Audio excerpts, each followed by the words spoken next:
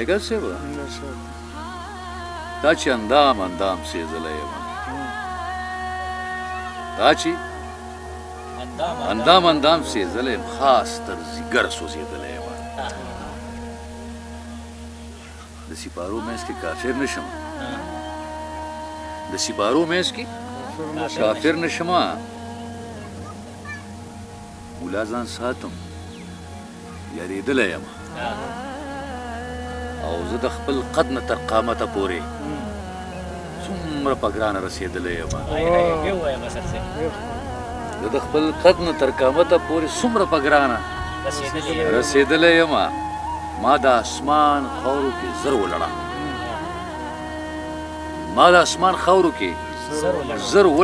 زه ډېر په ځمکه کړېدلی یم او دا چې د مرګ نه اوس یریږم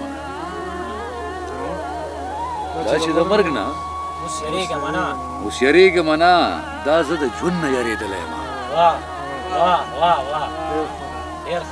دا چې د مرګ نه اوس یریږم نه دا زه د ژوند نه یریدلی یم زما نه حال د محبت مه پوښته لیکن د دې حضرت صاحب زما نه حال د محبت مه پوښته خپلې خندا ته جړېدلی یم او ما خپل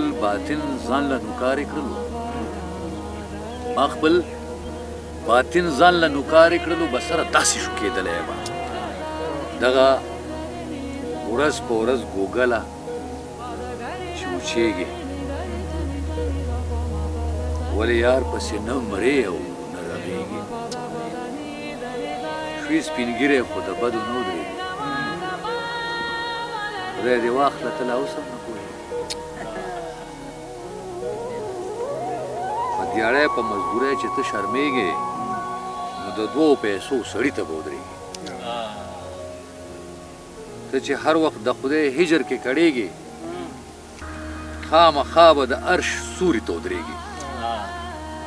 او ای بسره ته به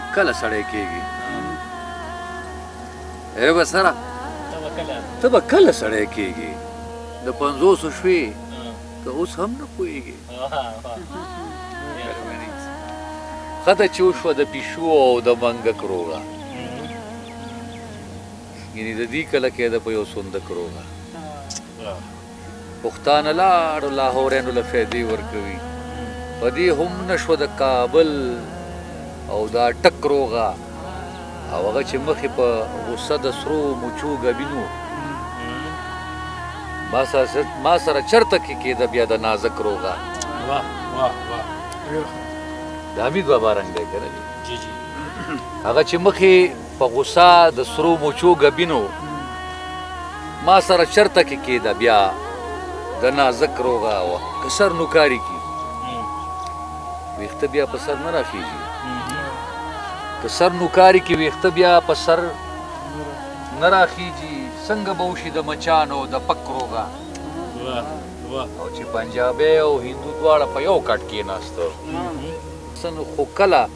کېږي د پښتون او د ازبک روغه زه په جرګو پسې جرګې د دعاګانو لیږم ښه نو چې څوک به راله وکړي ښه چابک روغه او اصل به اصل وي که مسل به که مسل وي تل چرته به ونشي او دروند سره د سپک روغه او چې ژوند مې ټول په غورځېدو او پاسېدو تېر شو اوس مې دا عقل سره وشوه په تیندک روغه او مونږ به مدام د یو بل نه ګیلې کولې بسره نه کېده زمونږ په چک روغه